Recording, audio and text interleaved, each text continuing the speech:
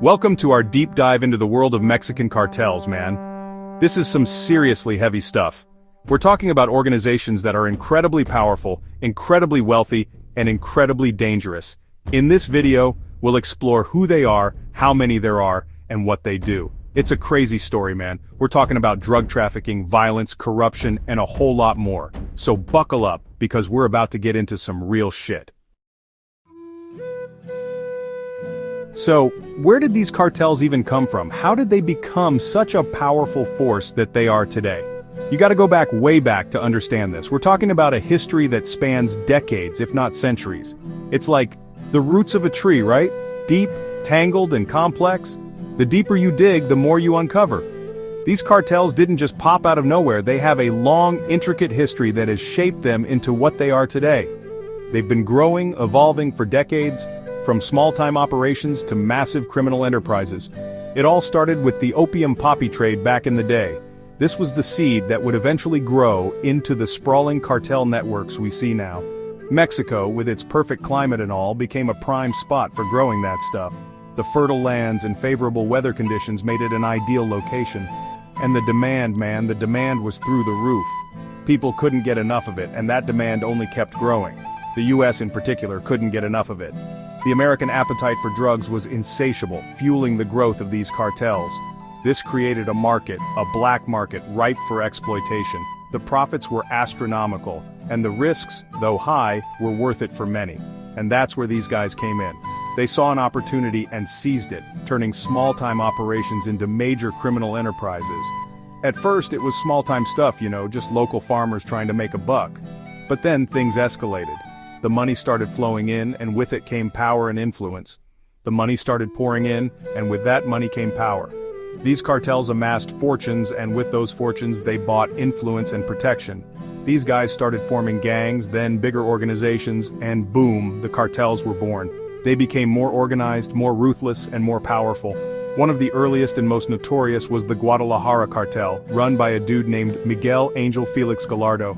This guy was a mastermind, a visionary in the world of organized crime. This guy, he was like the Godfather, man. He had a vision, and he had the means to make it a reality. He brought together various factions and created a powerful, unified organization. He had connections, he had muscle, he had the whole operation down. He knew how to navigate the dangerous waters of the drug trade and come out on top. But then, things got even crazier. The violence escalated, the stakes got higher, and the cartels became even more powerful and ruthless. The US government, they started cracking down on drug trafficking in the 80s. They put immense pressure on the cartels, trying to stem the flow of drugs into the country. They put pressure on the Colombian cartels, the big boys back then, and guess what? The Colombians started looking for new ways to get their product into the US. The Mexicans saw an opportunity. They realized they could step in and fill the void left by the Colombians. They had the infrastructure, the connections, and the willingness to take risks. They were like, hey, we can move that stuff for you. They became the middlemen, the transporters, and eventually the main suppliers. And just like that, the Mexican cartels became the main players in the drug trade. They took over the routes, the distribution networks, and the profits. It's like a weird, twisted game of musical chairs. And these guys, they always seem to land on top. No matter how many times the music stops, they find a way to stay in the game and keep their power. So, how many of these cartels are we talking about? It's a question that doesn't have a straightforward answer. It's not like they have a website or anything, You can't just Google Mexican cartels and get a neat list. The information is fragmented, often outdated, and shrouded in secrecy. It's a constantly shifting landscape, man. Groups splinter, they merge, they fight for territory. One day a group might control a region, and the next they're wiped out or absorbed by a rival. It's chaos. But generally there are a handful of major players who control most of the action. These are the big fish in a very bloody pond. You got the Sinaloa cartel, probably the most famous one, formerly run by that dude, El Chapo. His name is practically synonymous with the drug trade. They're like the New England Patriots of the drug trade, always in the playoffs, always a threat. Their influence stretches far beyond Mexico, reaching into the United States and even Europe. Then you got the Jalisco New Generation Cartel, or CJANG as they call themselves. These guys are the new kids on the block, but they're making a name for themselves quickly. These guys are brutal, man. They're like the up-and-comers, hungry for power, and they'll do whatever it takes to get it. Their tactics are ruthless and their ambition knows no bounds. And let's not forget about the Gulf Cartel, Los Zetas, the Beltran Leyva organization. Each of these groups has its own history, its own methods, and its own territories. And a whole bunch of smaller groups. These smaller factions might not have the same reach or resources, but they're just as dangerous. It's like a goddamn spiderweb, man, with all these threads connecting and intertwining. The alliances and rivalries are complex and they can change overnight. And they're all fighting for a piece of the pie. The violence is relentless and the stakes are incredibly high. And speaking of pie, their territory is pretty much all of Mexico, man. From the bustling cities to the remote countryside, no place is untouched. They've got their hooks in every state, every city, every town. The influence of these cartels is pervasive, affecting every aspect of life in Mexico. They control smuggling routes, they bribe officials, they intimidate the population. Their power extends into politics, law enforcement, and even the local economy. It's their world, and we're just living in it, man.